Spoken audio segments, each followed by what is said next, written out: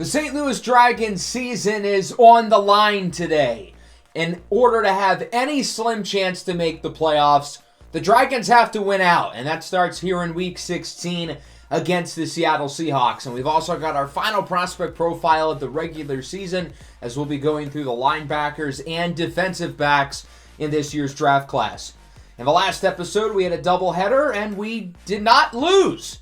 We beat the Lions 24-13, although I feel like the score of that game doesn't accurately depict the blowout it was. We dominated that game in every facet. And then we tied with the Buffalo Bills 30-30 in a game where both teams had numerous opportunities to close the door and win. It didn't happen for either team, and with that, we now sit at a record of 5-8-1 with 3 games left to go on the year. We are really starting to see the flashes of superstardom from our top rookies. Puma Whitlock is coming off the 2 best games of his career. He won the Player of the Week in Week 15 despite not getting the win against Buffalo. He has really turned a corner, and over the last few weeks, he's played like one of the 5 or 6 best quarterbacks in the NFL, despite constantly being under pressure and having door dashers at wide receiver.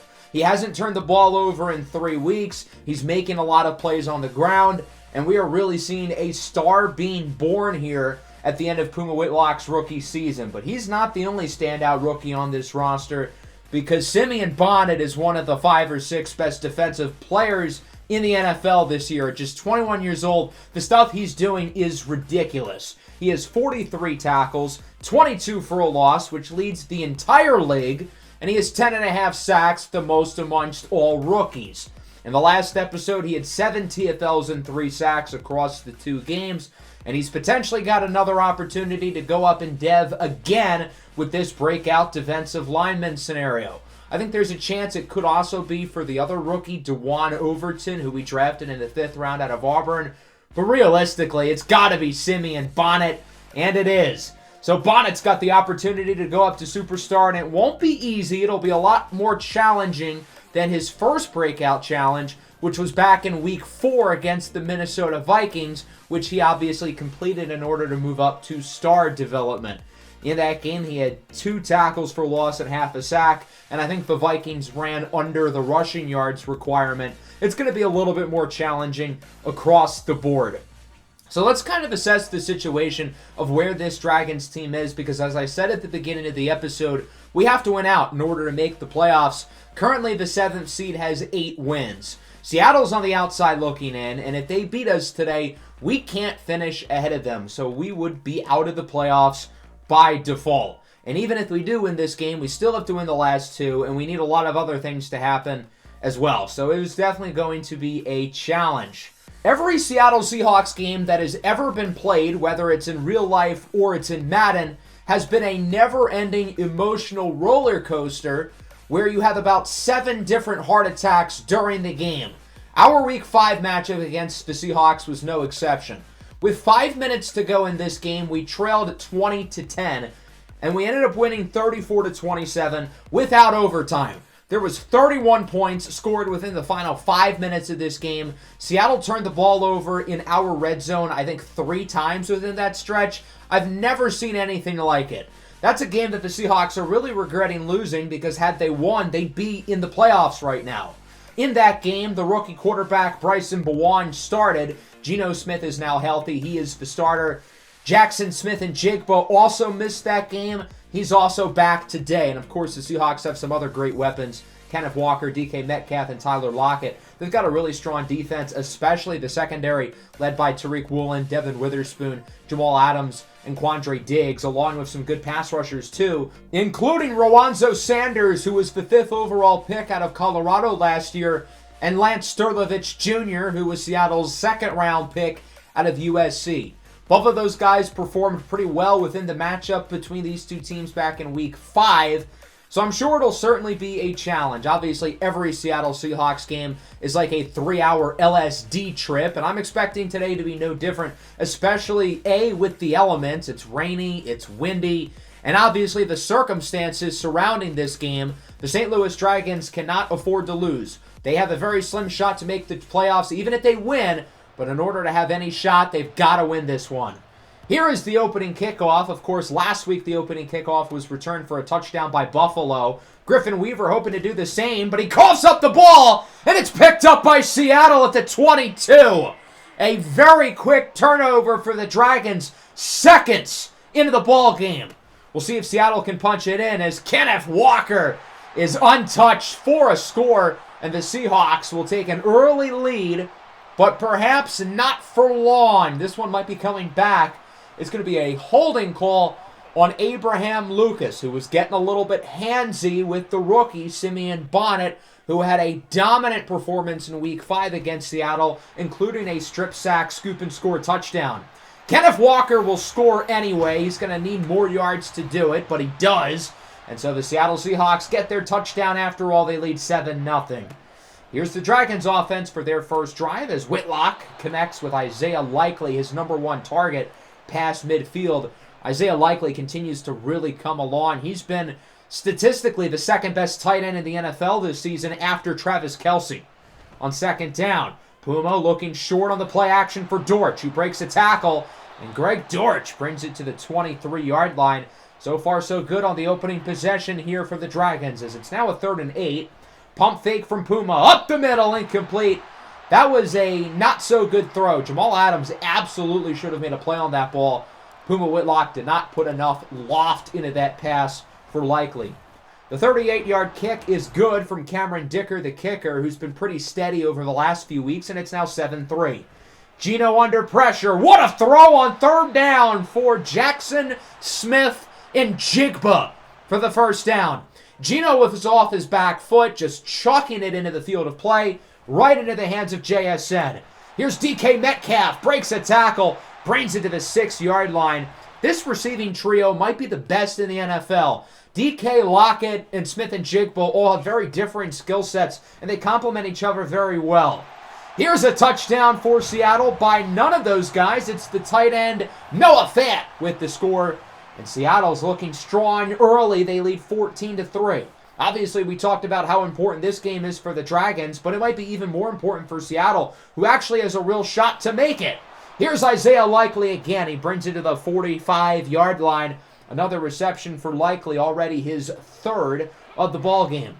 Now into the second quarter, 3rd and 1. It's a play action. Puma can't find anybody until he has Gallup wide open to the 14-yard line. It looked like he was covered. The corner then decides to play in a little bit, and that gives Gallup all the space in the world. 3rd and 3 now. Handoff for Mixon, and he gets nothing. Joe Mixon's honestly had a really underwhelming second half of the season, largely deterred by injuries, but even when he has been healthy, he hasn't been all that good. Look at this. The Dragons are going for it on 4th down, and it's dropped by Weaver. That was a 1st down and more right in his hands, but he drops the ball. A costly mistake by the rookie Griffin Weaver, who already had the fumble earlier, and the ballsy decision to go for it there backfires. Seattle back with it. Long pass downfield is caught by Jackson Smith and Jigba. Again, he did not play when these two teams met in Week 5, but JSN is already making up for the impact that he would have brought in that game as he gets another catch to the 33. Geno Smith is on fire right now, 10 of 12, nearly 150 yards. We're not even halfway through the second quarter. Here's Geno looking for Metcalf. That's a 1st down to the 12. JSN and Metcalf both have well over 100 combined yards here in the first half. 1st and goal now. Geno under pressure. He's sacked. Jelani Salami brings him down. Nice play for Tavai as he goes down to the 9. 3rd and goal. Geno looks to throw it. Under more pressure. He's going to look to scramble. He's got room. He's got the touchdown. Have yourself a first half. Geno Smith. The Dragons have no answer for him, and it's 21-3. Time for the offense to respond. Here's DeAndre Swift to the left side with a big run as he gets it to the 49-yard line. With Joe Mixon missing the last couple of weeks, Swift has been the feature back, and he's honestly been quite impressive. 3rd down, risky throw, incomplete.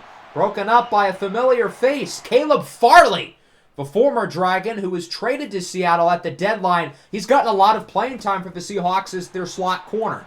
Seattle with it back. Here's a big run for Kenneth Walker as he fumbles it, and it's picked up by Jeff Okudah.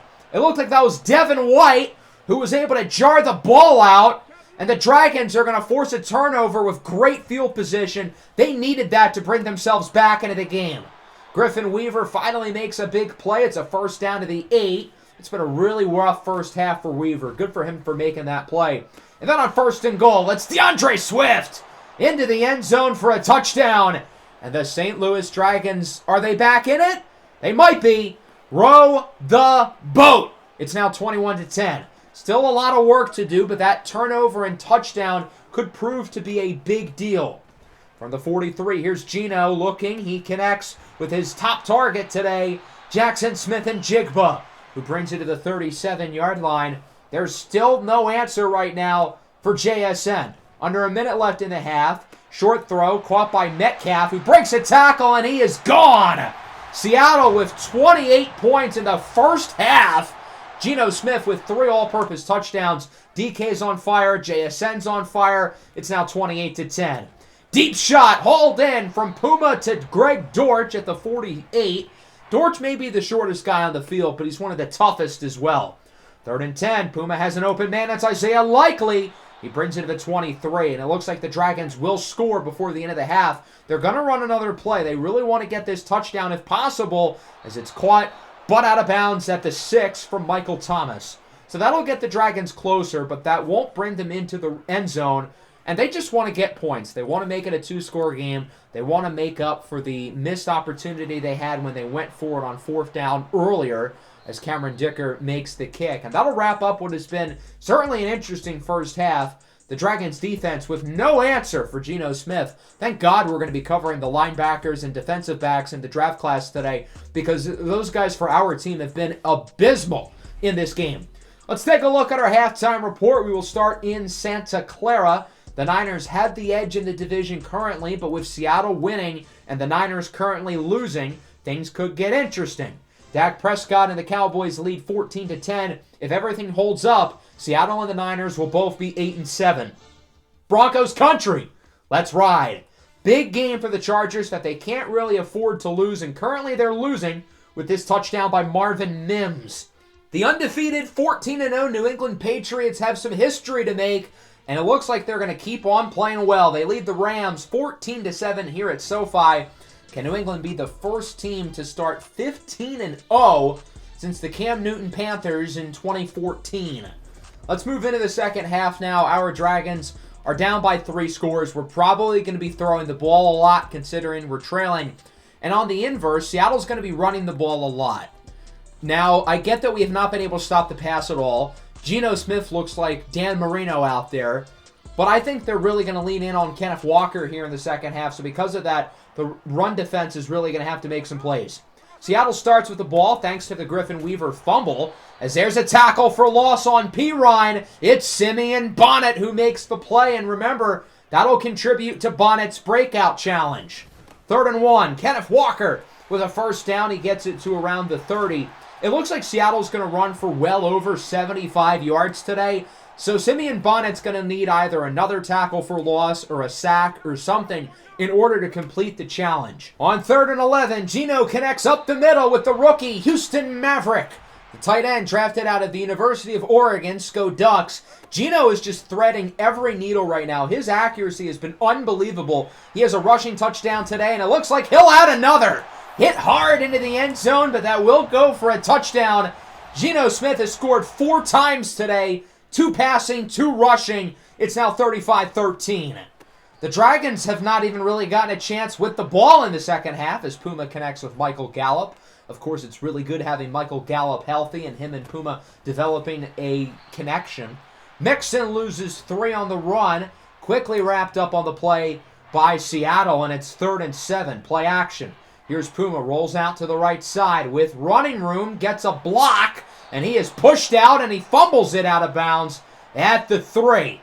From the 3 now, it's Mixon on the final play of the quarter. He is pushed in for a touchdown. The Dragons' offense continues to do their part. They've had a really solid day overall, but the defense has allowed 35 points. Dragons going for 2. The screen is having a seizure, and it won't matter. DeAndre Swift is in for 2. And it's 35-21 as we move into the 4th. The Dragons need a big comeback. They need the defense to wake up. The offense has had a good game. Defensively, not so much. Geno keeps it himself. That's one way to quickly get a sack. DeMar Diggins amongst the defenders in the backfield, the rookie corner out of Oklahoma. I don't know why Geno just stood there, but hey, we're not complaining. 2nd and 12 now. Handoff for Walker. He breaks a tackle, and kaboom!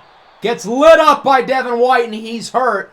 The real unfortunate thing about that play is that Simeon Bonnet had an easy tackle for loss, and he would have completed the breakout challenge had he brought Walker down.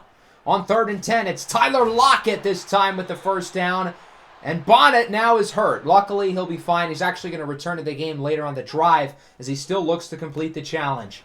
3rd and goal, Geno, incomplete for Smith-Njigba, broken up by Diggins. Finally, a 3rd down stop. Seattle would kick a field goal. It's now 38-21. Dragons got to move quick. There's a nice play for Likely. A couple of quick plays later, now from the 12. Puma connects with Isaiah Likely, breaks a tackle, and he's in. Gee whiz, what a touchdown. Isaiah Likely does it again. And the Dragons are going to continue to hang around for a little while longer. It's 38-28. Seattle back with it. Geno, play action here on 1st down. He's still going to continue to throw the ball. He's got Lockett wide open, who's out of bounds, but not before bringing it to the 37. Now it's a 3rd and 1. A 1st down would likely just about do it. Play action fake. Geno is sacked on the play. Simeon Bonnet completes the breakout challenge. I didn't think he was going to do it, but he gets a late sack, pushing him now at 11.5 sacks on the season. So now the Seattle Seahawks are going to look to kick here. It's a long one from 52 for Jason Myers, and he drills it. It'll remain a 2-score game as it's a 3rd and 10 for the Dragons. Puma Whitlock under pressure. He'll be sacked by the rookie, Lance Sturlovich Jr.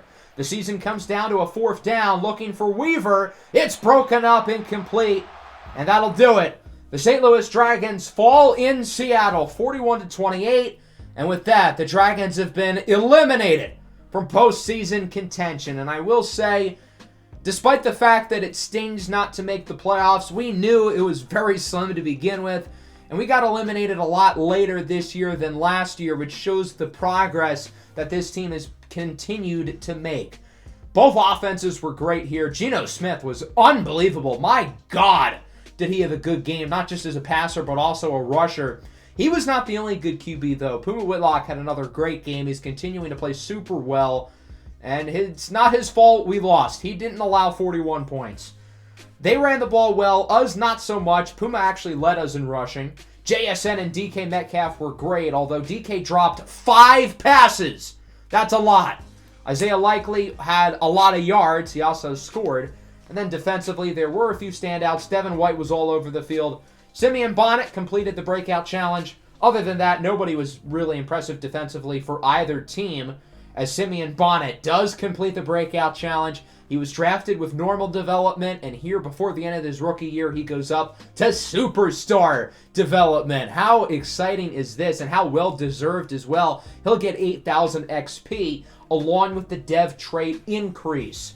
So Simeon Bonnet is now an 85 overall. He is superstar development. He's only 21 years old. Let me know what abilities you think we should give him down below in the comments. I decided to go with No Outsiders, BOGO, and Swim Club. I think that kind of fits how he'll be able to play. Here's a look at your scores around the league here for Week 16. New England does beat the Rams. They are now 15-0. Dallas beats the Niners. That means San Francisco and Seattle are tied for first in the division. Here are your players of the week, obviously including Geno Smith. Since like Week 11, I think we've had 5 out of 6 games with a player of the week on either team. In Week 11, it was Herbert. Week 12, it was McCaffrey. Week 14, it was Brian Branch. Last week, it was Puma. This week, it's Geno Smith. He's joined by Lamar Jackson, Adoree Jackson, and Dorian Williams. So, of course, we're out of the playoffs. We are now 5-9-1. Shout out to New Orleans, by the way. They've won 3 in a row. They're playing themselves out of Callaghan October range. They are tied for the worst record with the Browns and the Colts, both of whom I think would go QB given the opportunity, as Deshaun Watson and Anthony Richardson have not really panned out for those teams. But we're not talking about the quarterbacks right now. We're talking about the linebackers and defensive backs in this year's draft class. Keep in mind, we run a 4-3. So our edge rushers play with their hand in the dirt, And I think the off-ball linebackers are one of the strengths of the team. If we draft an edge rusher, they will likely move to defensive end. But off-ball linebacker is really good with Devin White, Noah, and Popo. Tavai and Clark also solid as well. But we don't really have any depth here. The 5 off-ball linebackers we have, 4 of these guys get considerable playing time, and then Leo Chanel's a core special teamer. So we're really going to be looking for depth here. It's a solid linebacking class. The top 2 are edge rushers, both of which are teammates at the University of Oklahoma. We'll start with Lucas Corbin, who has a really interesting story. Corbin was originally a walk-on with the Oklahoma Sooners, but he's developed into one of the best defensive players in the country. He still wears his number 85 jersey number that he was given to on his first day. He probably won't wear 85 in the NFL, but he does here. He's not just a pass rusher, though. He's a very well-rounded player. He can stop the run. He can cover. He can do a lot of different things. Some other guys to look out for at right outside linebacker include Manakar Monterey out of Michigan State, another very well-rounded player. Blake Richardson out of Oregon is pretty good himself. He's a solid cover guy, probably more of an off-ball linebacker. Chaka Nwodusu is an intriguing player from Iowa State because he is super raw, but he is an unbelievable athlete. And then at left outside linebacker, again, the top player, another Oklahoma edge rusher, being Malachi Weston. 6'7", 255 pounds. He is a super explosive player. But similarly to his teammate, Lucas Corbin, he's not just a pass rusher. He can really do it all. He can stop the run. He can cover as well. And I think these Oklahoma linebackers, having the versatility that they do, makes them really intriguing players, likely at the back end of the first round. The names on day 2 to watch out for include Melanthinos Rukmini, Olin Reeves, and Adrian Bryant Crawford, the latter of whom I think is really intriguing. I think Adrian Bryant Crawford could be a really good fit for our defense because he's another guy who does everything. He's more of a traditional off-ball linebacker as opposed to a pass rusher, but he can get to the quarterback, especially in design blitzes. I like his explosiveness and athleticism, and I think there's some intriguing day 3 depth down the board with guys like Oko Obokonkwo and Raffaello Scarello. As we look at inside linebacker, obviously this is a position we're not going to look at early with Devin White and Owen Popo. But we need depth here, and I think it is a pretty deep group. At the top, the best prospect here is definitely Marcus Jackson out of Texas Tech, but we're probably not going to draft an inside linebacker in the first 2 rounds. I think we look at more of one of these fringe top 100 guys like Jeremiah Targel Jr. out of Fresno State. He's a really good cover linebacker. He's a big guy. He knows how to cover a lot of space despite being a big guy at 6'5", 240 pounds. And then Jabril Fofana out of Nebraska is one of the more polarizing players in this draft. He's got a really interesting build at 6'7", 220 pounds. He is a tough, physical player at his size. He's got a little ways to go, though. He's a little bit raw, but I think the upside is definitely there. Let's move over to the secondary, and we've got some talent here with Jeff Okudah, Rock Ya-Sin, and Demore Diggins at corner. Darnell Savage and Jordan Whitehead's a solid safety tandem, but here's the problem. Our entire secondary basically is not under contract next year. Jeff Okudah, Rock Ya-Sin, Damar Hamlin, Jordan Whitehead, and Chuck Reed are all unrestricted free agents this upcoming offseason. So basically, we could have an entirely new secondary, and it's worth noting that the secondary is by far the strongest position group in this entire draft class. Cornerback and safety. It's top-heavy. It's deep. There's so much talent here. The Dragons are going to feel like they have to take advantage of it. There's probably 5 or 6 corners who deserve to go in the first round, but there's only one surefire first-round pick right now because it's such a deep group. The other corners are going to fall a little bit as a result. But that certainly won't stop Cam Lucifer II out of South Carolina to be a top 15 pick in this year's draft. This kid is the best cover corner within the class. He may not have the ball skills or the size and length that some of these other first-round corners do, but he's the best covered player in the entire draft. Put him on an island against the opposing number 1 receiver, and he will lock him down. I think he's going to have a very similar start to his career that we've seen with guys like Sauce Gardner and Devin Witherspoon, who have looked like all-pros the second they step on the field, largely because of their consistent cover ability from college, carrying right over to the NFL. After him, I think it's a 6 or 7-way race for cornerback number 2, headlined by Christian Kennedy out of Oregon. At 6'3", he's got a 6'5" wingspan. The size and length are really going to entice teams, along with his inside and outside versatility. He's one of the most physical corners in the draft, and I think he's one of the better cover corners in this draft as well. His all-around skill set probably puts him in the first round. Cormani Bowman out of Texas is somebody who I think has got a really high ceiling. One of, if not the highest ceilings of any corner in this draft because of his physical ability. His quickness in the short area game is really impressive. His ability to flick his hips and go from 0 to 100 super fast is very impressive. He's also got the best ball skills of maybe any corner in this draft, but he's not as good in coverage as some of the other top guys.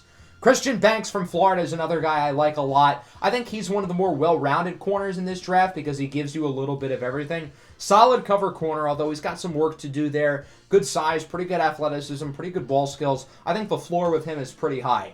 I think Isaiah Youngblood out of North Carolina is a very talented player in his own right. He's not quite the explosive athlete that some of these other top corners are, but he's one of the younger players in the draft, having just turned 21 years old. He's got really good ball skills, right up there with Bowman as the best in the class, and he's a really solid all-around cover player in man, in zone. He's a scheme fit in every defensive scheme. We've got two Alabama corners projected to go in the top 100. That starts with Tristan Whitlock, no relations to Puma, but like Puma, he's a damn good football player. He's been one of the biggest draft risers over this year's cycle, being one of the best corners in the country with the Crimson Tide. Excellent ball skills, excellent ability in man coverage. He's a physical, tough corner who can press you on the line of scrimmage, and he will stay stride for stride with you the entire route, even if you're a big physical possession receiver yourself. And then Jalen Fox is probably the last of these 7 corners who I think has a real shot to go in the top 20 to 25 picks. I don't think Fox is as good as the top 6, but with his size, length, and athleticism, some team may want to gamble on the upside. He's going to put on a show at the combine, even if he's not as consistent in coverage. I think the upside with him is really, really special. These 7 corners are all superbly talented players, and even if there are arguably bigger needs on this Dragons roster, they may just want to go best player available depending on how the board shakes out, and there's a good shot it's one of these corners at the top. It's not just a top-heavy group, though. It is super deep at corner. As we look at day 2, there is a plethora of guys to look at. Jared Mobley from Rhode Island is probably the best FCS prospect in the entire draft. Ron Rekus Barber out of Alabama is really talented. The second Alabama corner, they've got him on one side. They've got Tristan Whitlock on the other side. That is a dangerous cornerback duo, and there's a reason why Alabama has the #1 pass defense in the entire country. It's because they've got a no-fly zone. Barber's listed as around 6'3". I think that measurement's a little bit generous. I think he's going to be more like 6'1", 6'2" at the combine, but he's got good ball skills, and he's a very steady player in coverage as well. Wakesa Adebayo out of Bowling Green's a talented player. I really like Ja'Cory White out of Florida State. I have a soft spot for these versatile slot corners who can do everything. Last year it was DeAndre Johnson out of Oregon. The year before it was Brian Branch out of Alabama. This year it's Ja'Cory White out of Florida State. He's going to go later than he should. I think Austin Moore out of Ohio State's and also very good player as well. He's got some of the better ball skills within this draft class. He's been a very consistent player for Ohio State over the past few years, but has really gotten better as well.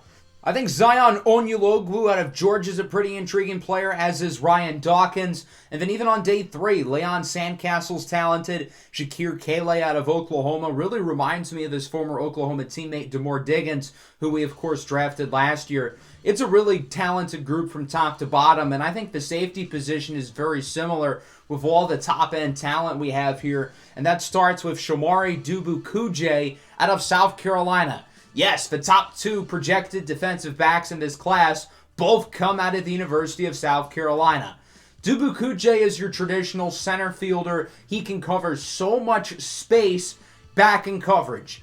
Put him in zone, give him his own little island, and he will cover all of it. He's a versatile player as well. South Carolina sometimes lines him out in the nickel. He's successful there, and he can make plays in the run game as well. Dubukuje is one of the best safety prospects of the last 5 to 10 years, and he could be a top 15 pick.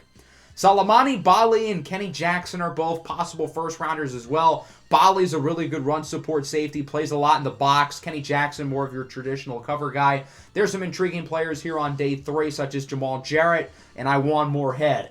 At strong safety, again, plenty of talent with 2 surefire first-rounders with Gunther Zimmerman and Jacoby Cunningham, both of whom come out of Ohio State. They both have very different roles. Zimmerman is your chess piece who plays all around the defense. He plays a lot of sub-linebacker for Ohio State. And oh yeah, he is also 6'7". He's not a consistent cover player, but he's really, really good in the run game. Whereas Jacoby Cunningham is somebody who you will trust in coverage. He's pretty good in zone. You can line him up at corner as well. He can make plays in man. He's got pretty good ball skills. I think him and Zimmerman really complement each other's skill sets very well. In terms of depth here, there's plenty of it. Alder Jordan from Louisiana Lafayette's talented. Chris Gentry, Zachariah Flanagan, Darian Hamilton, all very talented guys. But I'm most intrigued here by Samasoni Saluni out of USC. 6'4", 225 pounds. He's big, he's athletic, and he's really a jack of all trades. He can make plays in coverage, he can make plays in the run. I think he could be a really good late day 2 pick. Now that we've gone through linebackers and secondary, we have gone through the entirety of the draft class. There will likely be some late additions like last year and possibly some players who are taken out if they plan on staying in school. So that's going to wrap up today's episode. I know normally with Prospect Profiles we do 2 games, but today I'm only doing 1 game here. And then the next episode, we're going to play our final 2 games of the season against the Packers and the Bears. And we're also going to have most of our season recap in the next episode as well. I want to start the offseason as quick as possible. So we're going to get through a large chunk of the season recap in the next episode. Make sure to leave a like and subscribe to the channel if you are new. Peace out.